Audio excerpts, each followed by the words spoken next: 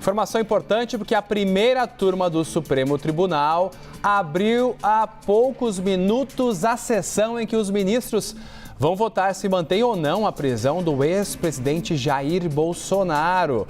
A votação começou agora às 8 horas da manhã. A prisão foi determinada pelo ministro Alexandre de Moraes, lembramos aqui, por risco de fuga do ex-presidente que assumiu ter violado a tornozeleira eletrônica. Nós vamos acompanhar essa votação e a decisão dos ministros neste caso, lembrando que o julgamento acontece em plenário virtual e devemos ter o primeiro voto por parte do ministro Alexandre de Moraes. Isabel Mega está com a gente também nessa cobertura. Temos, portanto, o prazo já iniciado por aqui, Mega, para acompanhar qual vai ser o entendimento de cada um desses ministros. As apurações que a gente traz, e acredito que seja também no mesmo caminho que você traz, é de que a prisão deve ser mantida. São 4 ministros que vão votar agora, oficialmente aberto esse julgamento na primeira turma do Supremo Tribunal Federal, com a inserção do voto já do ministro Alexandre de Moraes, que foi quem deu a ordem de conversão para a prisão preventiva do ex-presidente Jair Bolsonaro. Então agora os ministros Cristiano Zanin, Flávio Dino e Carmen Lúcia vão colocar seus posicionamentos nesse sistema virtual que a gente mostrava. Se a gente puder colocar na tela mais uma vez, só para explicar como é que vai ser o posicionamento, onde que vai aparecer o voto de cada um dos ministros, Estevão. A gente tem um quadrinho que é daqueles ministros que podem eventualmente acompanhar o relator Alexandre de Moraes e do outro lado, daqueles ministros que podem divergir. Não há muita expectativa de divergência. O voto divergente que havia na primeira turma em relação a outro processo, que é da ação penal da trama golpista, mas as coisas estão intimamente ligadas. Era do ministro Luiz Fux, que não faz parte mais da primeira turma do Supremo Tribunal Federal. E já trazendo um pouco do conteúdo que o ministro Alexandre de Moraes traz na inserção do voto dele. Ele vem fazendo um histórico a respeito das infrações que Jair Bolsonaro cometeu sobre as medidas cautelares. Então ele vai puxando vários episódios desde o mês de julho, porque Jair Bolsonaro tinha uma série de cautelares que tinham sido aplicadas e, em descumprimento dessas medidas cautelares, ele decretou, portanto, a prisão domiciliar do ex-presidente Jair Bolsonaro no dia 4 de agosto de 2025. Então, o ministro vai puxando esse histórico e o que me chamou bastante atenção aqui no voto que ele coloca é que ele já faz uma análise a respeito do que aconteceu com a tornozeleira eletrônica. O ministro Alexandre de Moraes diz o seguinte na decisão: a continuidade no desrespeito às medidas cautelares não cessou. Isso porque ele puxa todo esse histórico. Pelo contrário, ampliou-se na última sexta-feira, dia 21 de novembro, quando Jair Messias Bolsonaro violou dolosa e conscientemente, essa é a palavra adotada pelo ministro Alexandre de Moraes, o equipamento de monitoramento eletrônico, conforme comprova o relatório da SEAP-DF, a Secretaria de Assuntos Penitenciários, acerca da monitoração eletrônica de Jair Messias Bolsonaro, indicando que o equipamento foi violado. Então, essa é a manifestação do ministro Alexandre de Moraes já no plenário virtual do Supremo Tribunal Federal. Esse julgamento ocorre no âmbito de uma petição, não tem referência com a ação penal, a qual Jair Bolsonaro tem a condenação de mais de 27 anos de prisão e que está chegando na reta final, mas sim é oriundo lá daquele processo de investigação, de influência, intervenção de Eduardo Bolsonaro no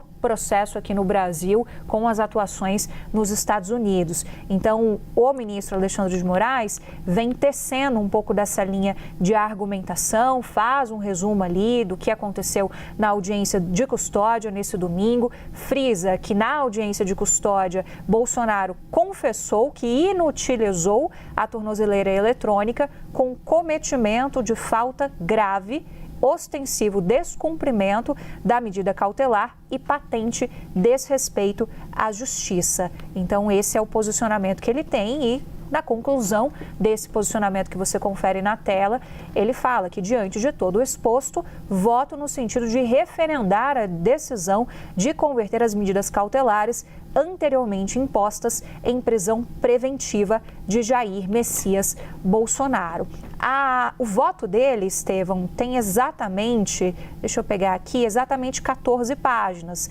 Então, a gente está lendo aqui, acabou de sair, de ser colocado no sistema, quando os ministros começam a votar, o relator normalmente coloca o seu voto expresso no sistema. Os outros ministros não necessariamente precisam colocar os seus votos por escrito. Eles podem só acompanhar ou só divergir. Alguns optam, em casos mais emblemáticos, por colocar também suas teses, suas argumentações em relação ao que está em votação no plenário virtual, mas não é uma obrigação necessariamente. O plenário vai ficar aberto até às 8 horas da noite, mas há uma perspectiva de que os outros ministros possam votar o quanto antes em relação a esse julgamento que se abre, né?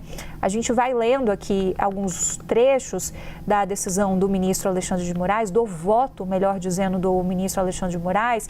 Ele faz, inclusive, menção a Alexandre Ramagem, que é o deputado federal também condenado na trama golpista e que está nos Estados Unidos em uma fuga clandestina, né? Uma saída clandestina, essa expressão que está sendo utilizada pela Polícia Federal para se referir. Tem determinação de prisão também, houve depois pedido da própria Procuradoria-Geral da República também em relação a Alexandre de Moraes, e o ministro Alexandre de Moraes vai citando aqui o caso do Ramagem, dizendo: o desrespeito à Constituição Federal, à democracia, ao Poder Judiciário permanece por parte da organização criminosa. Mesmo o Supremo Tribunal Federal tendo condenado seu núcleo crucial por atentado ao Estado Democrático de Direito e golpe de Estado, a organização criminosa articulou a fuga de um dos condenados, Alexandre Ramagem, e agora pretende reviver os acampamentos ilegais que geraram o deplorável 8 de janeiro de 2023, utilizando-se de influência política por parte do filho do líder da organização criminosa, Jair Messias Bolsonaro.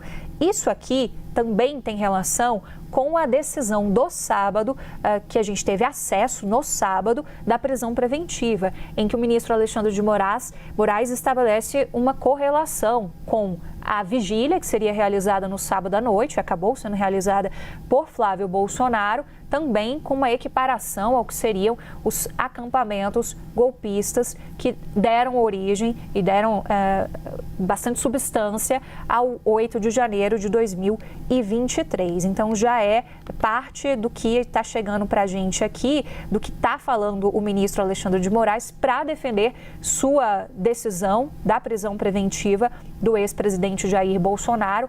Ontem ele já tinha mantido a prisão, logo depois da audiência de custódia. A gente teve acesso à ata do que disse o ex-presidente Jair Bolsonaro a uma juíza auxiliar que trabalha com o ministro Alexandre de Moraes. Na divulgação da ata, também o ministro já mantinha a prisão domiciliar. Então, a prisão preventiva.